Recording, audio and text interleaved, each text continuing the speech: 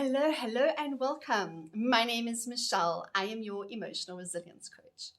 And today I have a tip for fawns when dealing with people that we naturally want to fix. We naturally want to rescue them. We want to rescue them from themselves, from the world. We want to put a blanket around them. We want to hold them. We want to keep them safe. And it breaks our heart that we can't, and it frustrates us. And today I want to speak to that. Please don't forget to hit like, subscribe, the notifications button, and as always, I do love to hear from you. So come on over to Emotional Resilience Coach as well. Say hey to me there, and if there's anything you want clarity on, do send me a DM there, and I'll do a video here.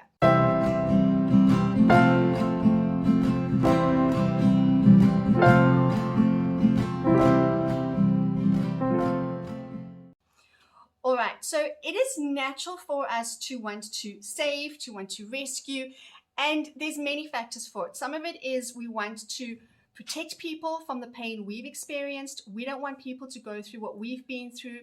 So we want to shelter them. We want to hold them. We want to look after them. We want to make sure that they don't make the mistakes maybe that we've made, especially as parents. We tend to look down at our children and think, well, I can't have you walking the same road as me. It's going to hurt you. It's going to kill you. I can't have this happen. It's going to tear you apart. I need to find something else for you to do. We go into the same role with our spouses. Maybe we tend to mother them a little bit. We tend to do too much, emotionally manage them. There is a lot as a codependent that we do to try and emotionally manage people, to protect people from themselves. And this is almost hardwired into us from young. Maybe we were the protector. Maybe we watched a family member get abused and we either protected them at that moment, or we wished with all our heart that we could.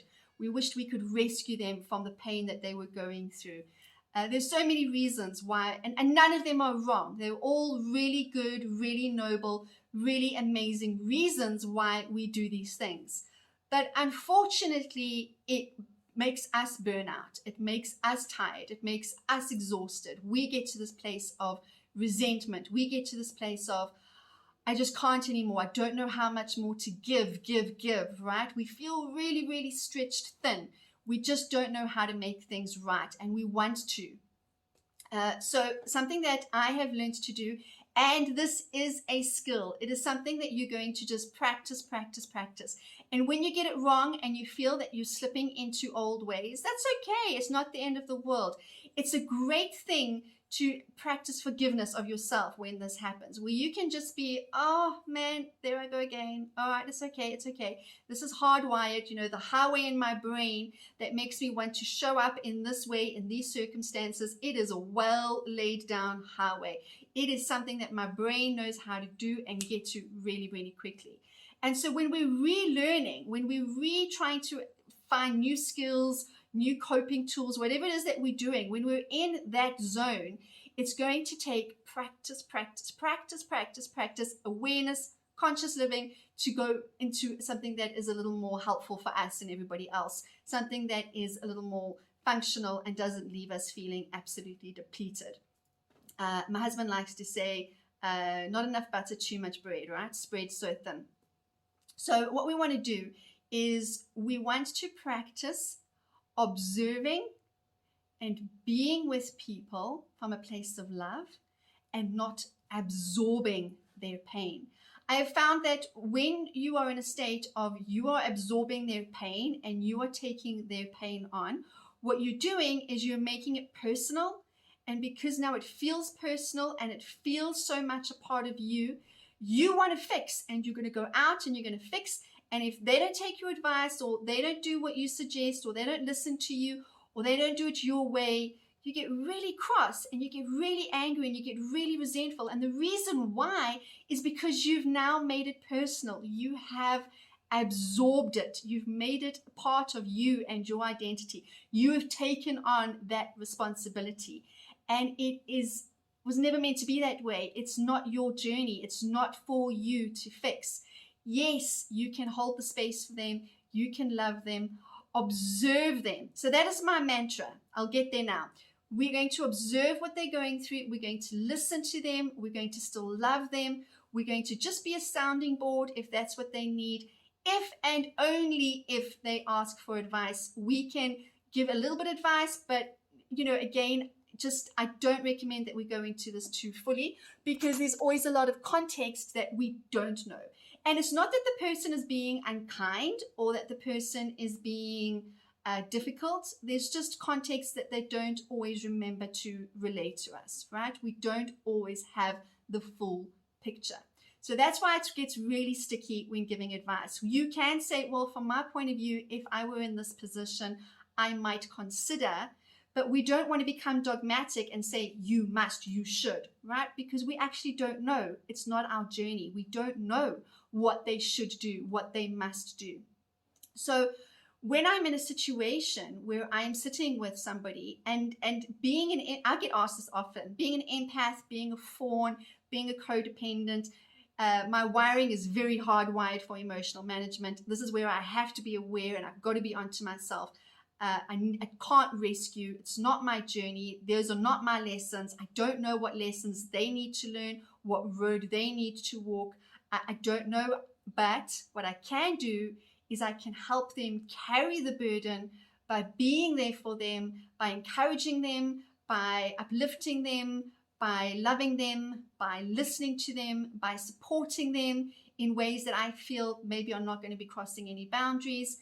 And so the mantra I like to say to myself is observe, don't absorb. All right. So if you ever find yourself in that position where you just want to knee-jerk into rescue mode, you've got to fix them, the Mother Teresa hat is on, and you're like, I've got you, I've got this, I know what to do. So often it causes a little bit of a sticky friction in relationships because people tend to be a little bit resentful. People generally don't want our advice unless they specifically ask for it.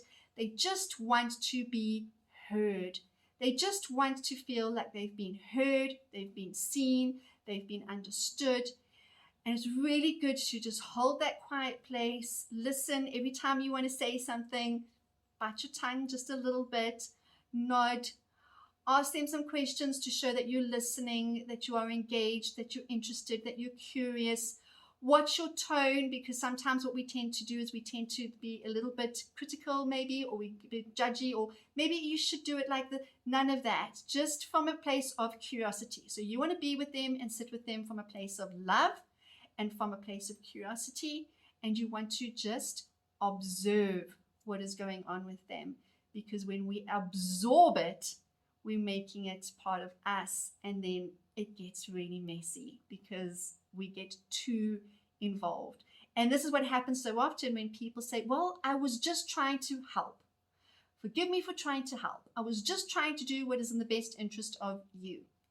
And we get really defensive and we get really snarky and we say things back to people. Or maybe you've been on the receiving end of these things. The intention was good, but it's not our journey, and it's not necessarily their journey, who is maybe the one giving you the advice. The journey is ours to live. Something I say to my clients, my family, my children, myself alike, is that our direct experience is our lesson. And so it's so personal and it's so sacred, and it's something that we need to discover and the road we need to go on. It is all part of the process of refining who it is we came here to be. I hope that this helps. Please don't forget to like, subscribe, the notifications button. Come on over to Instagram, say hey to me there. I'm Michelle. I'm at the Emotional Resilience Coach. If there's anything you want me to clarify, if there's anything you want to know further, do send me a DM or let me know in the comments below. Please don't forget to share. This really, really helps if you do, to just get this out there. Go on, have a most empowered day.